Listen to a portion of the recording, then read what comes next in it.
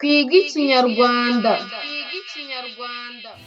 Kumenya gusoma ni ingenzi mu buzima, ntiwajijuka utazi gusoma. Iki ni ikiganiro Twige Ikinyarwanda kigenewe abanyeshuri biga mu mwaka wa kabiri w'amashuri abanza. Gikorwa n'ikigo gishinzwe guteza imbere uburezi mu Rwanda ku bufatanye na USAID mumenye ku nkunga y'ikigo cy'abanyamerika gishinzwe iterambere mpuzamahanga USAID. Dusome kenshi tumenye byinshi, muhore muduha urubuga rwo gusoma, bizadufasha mu buzima. Mume urubuga nsome. Muraho neza abanyeshuri mu mwaka wa kabiri w'amashuri abanza. Tubahaye ikaze muri gahunda ya Twige Ikinyarwanda kuri radiyo. Muri kumwe na mwarimu wanyu ukomeje kubafasha gukomeza kwiga Ikinyarwanda muri mu rugo iwanyu. Muribuka igihekane twize mu isomo riheruka? Ngaho vuga mu ijwi riranguruye ubwire umuntu muri kumwe aho mu rugo igihekane muheruka kwiga.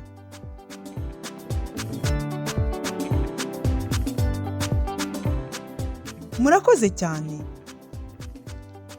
Murasabwa gutega amatwi mwitonze amabwiriza mbaha. Nyuma y'uko dutangira, nimurebe niba mufite ikaramu, ikayi cyangwa urupapuro muza gukoresha muri iri somo.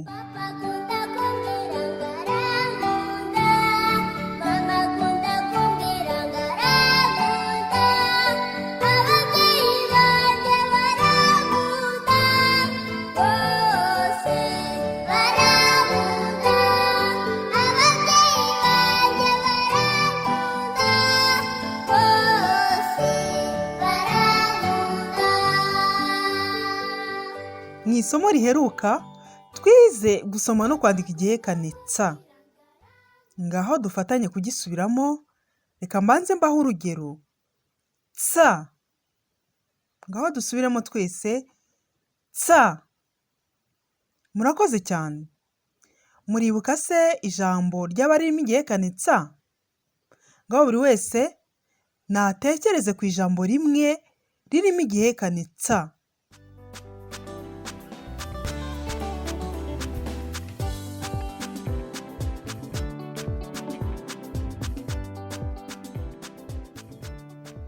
Murakoze cyane.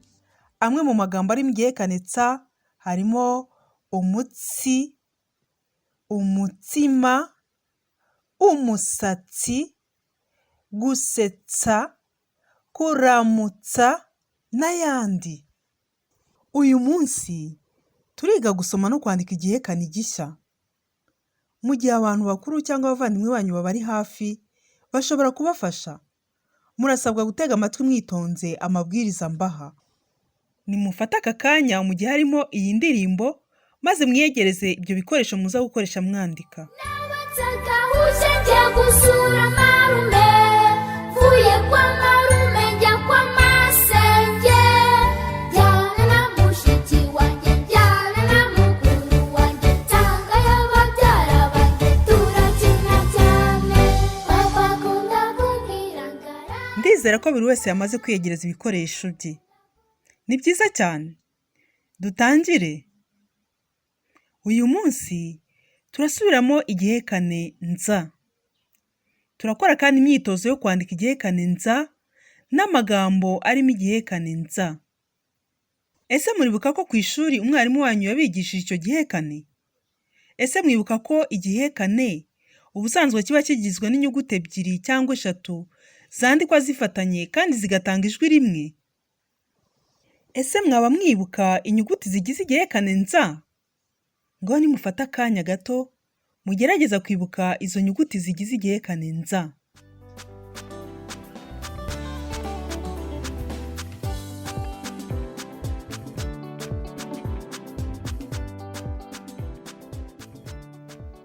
Murakoze cyane. Ndizera ko mwese mwabyibutse. Igihekane nza kigizwe n'inyuguti ebyiri arizo na za. Musubiremo iki gihekane nza. Twongere dusubiremo nza. Nanone dusubiremo nza. Murakoze cyane bana. Ubu noneho tugiye kuririmba ka karirimbo twize maze kadufashe kuvuga neza ijwi nza. Mutege amatwi nk'abibutse nkoresha igihekane nza. Nzi kuvuga neza ijwi nza, nza, nza.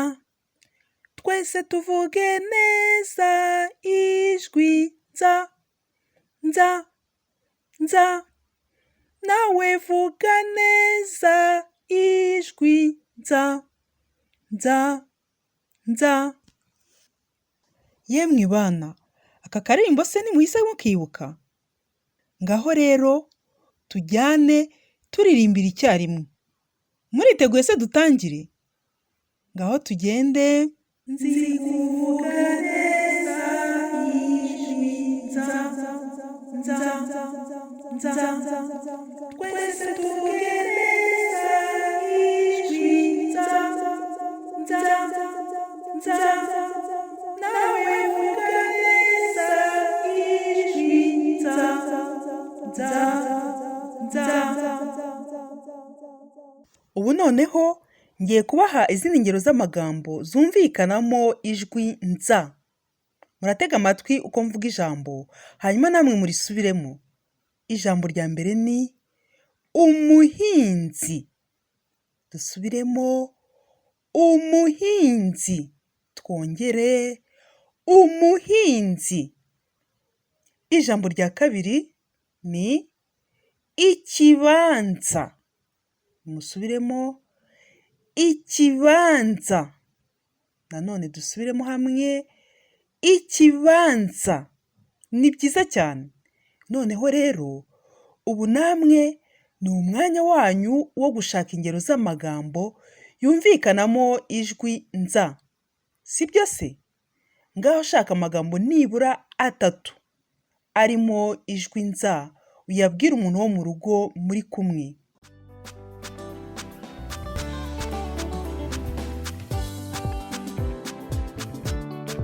Turimo gukurikira amasomo y'Ikinyarwanda agenewe abanyeshuri biga mu mwaka wa kabiri. Murakoze cyane. Amwe mu magambo mushobora kuba mwabonye arimo igihekane nza ni ikiganza, inzogera, inzara, inzembe, inzuzi n'ayandi. Yemwe bana mukurikiye radiyo, ubu noneho tugeze ku gice cyo gutahura ijwi nza mu magambo. Nimukurikire, ngiye kuvuga ijambo rimwe rimwe. Muri buri jambo mvuze, nimwumva harimo ijwi nza, murarebesha ibikumwe byanyu hejuru. Ariko nimwumva mu ijambo mvuze nta jwi nza ririmo, murarebesha ibikumwe byanyu hasi. Niba hari umuntu mukuru cyangwa umuvandimwe muri kumwe, aragufasha muri uyu mwitozo. Muriteguye dutangire? Twige Ikinyarwanda. Ijambo rya mbere ni umutunzi. Reka ndisubiremo. Umutunzi. Reka nongere ndisubiremo. Umutunzi. Ese mwarebesheje ibikumwe byanyu hejuru cyangwa mwabirebesheje hasi? Nizere ko mwese mwabirebesheje hejuru. Nibyo koko mu ijambo umutunzi harimo ijwi nza. Ni byiza cyane. Reka twongere undi mwitozo. Muriteguye se? Ngaho nimwitegure mbabwire irindi jambo. Nzaramba. Ndarisubiramo. Nzaramba.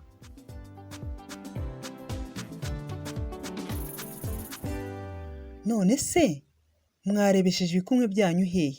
Hasi cyangwa hejuru? Nizere ko ari hejuru. Kubera ko mu ijambo nzaramba harimo ijwi nza. Mwitegure dukore irindi jambo. Nimukurikire dukomeze umwitozo. Ijambo rikurikiyeho ni ibihaza. Ndarisubiramo. Ibihaza. Nyuma yo kumva ijambo ibihaza, nimuhitemo kurebesha ibikumwe hasi cyangwa se hejuru.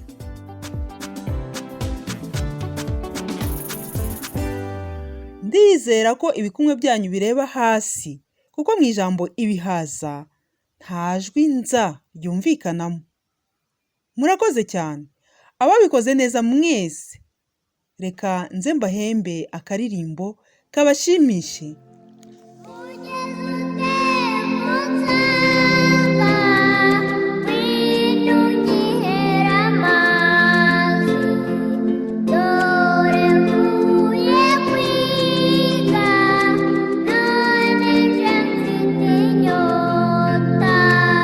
Twimukiye ku wundi mwitozo wo kwandika igihekane nza. Ngaho mbahaye akanya gato ko kwitegura kwandika. Nimwiyegereze ibikoresho byanyu byo kwandika, ikaye n'ikaramu cyangwa se urupapuro n'ikaramu.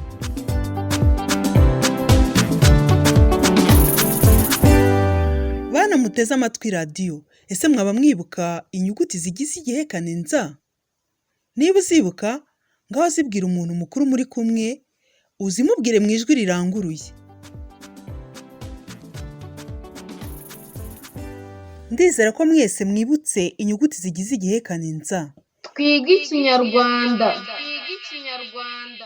Igihekane nza kigizwe n'inyuguti ebyiri arizo na na za. Nimusubiremo izo nyuguti ebyiri zigize igihekane nza. Igihekane nza kigizwe n'inyuguti ebyiri arizo na na za. Mwibuke ko mu kwandika igihekane nza tuza kwandika inyuguti na tugakurikizaho za ariko tukazegeranya zifatanye. Twige Ikinyarwanda.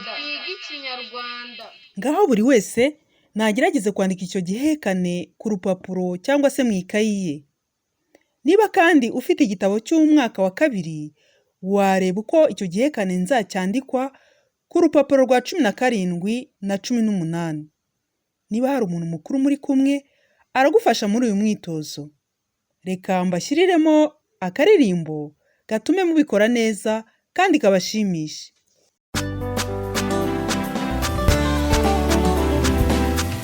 Kumenya gusoma ni ingenzi mu buzima. Ntiwajijuka utazi gusoma.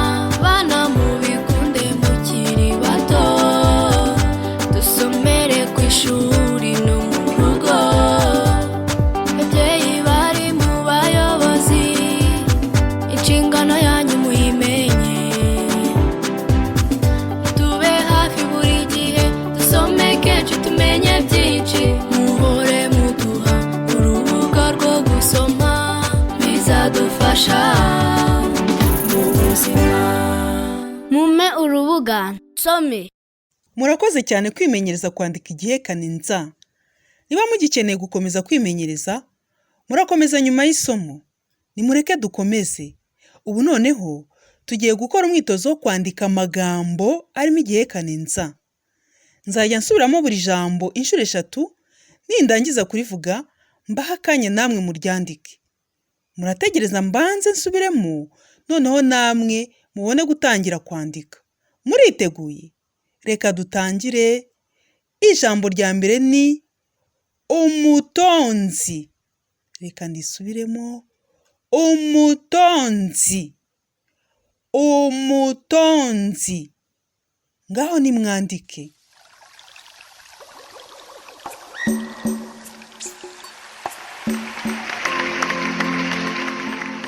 Ijambo rya kabiri ni kamanzi. Reka nsubiremo. Kamanzi. Kamanzi. Ngaho nimuryandike.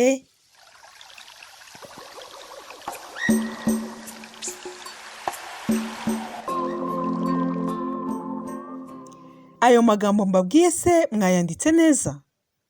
Ku bafite igitabo cy'umunyeshuri cyo mwaka wa kabiri, mwareba ku rupapuro rwa 17 na 18 ko mwabikoze neza. Niba hari umuntu mukuru muri kumwe aho mu rugo, yagufasha kureba niba koko wabikoze neza, hanyuma akanagukosora.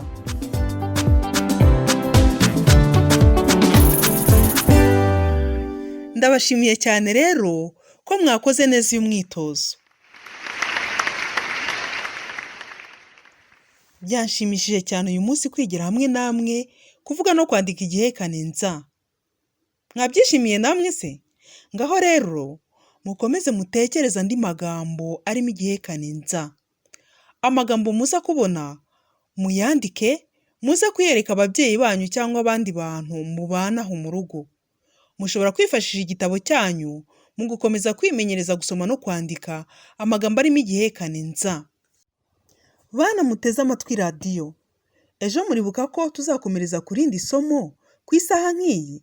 Ntihazagire rero n'umwe ubura cyangwa se ngo akererwe. Ubwo rero buri wese azaba afite ikaramu naho kwandika. Niba kandi ufite igitabo cyawe cyo mu wa kabiri, uzakiyegereze. Buri wese kandi yibuke gusaba umuntu mukuru umwe mu bo babana ejo azamufashe. Ngaho rero mukomeze kwitwara neza no kuba abanyeshuri beza. Mwibuke kandi gukomeza gukaraba intoki kenshi mukoresheje amazi meza ndetse n'isabune. Abana, nimumfashe dushimire UNICEF yaduhaye uburenganzira bwo gukoresha uturirimbo twiza mwumvise muri iki kiganiro. Yarakoze cyane. Twige Ikinyarwanda. Iki cyari ikiganiro Twiga Ikinyarwanda gikorwa n'ikigo gishinzwe guteza imbere uburezi mu Rwanda ku bufatanye na USAID isomo menye ku nkunga y'ikigo cy'abanyamerika gishinzwe iterambere mpuzamahanga USAID. bizadufasha mu buzima. Mume urubuga nsome.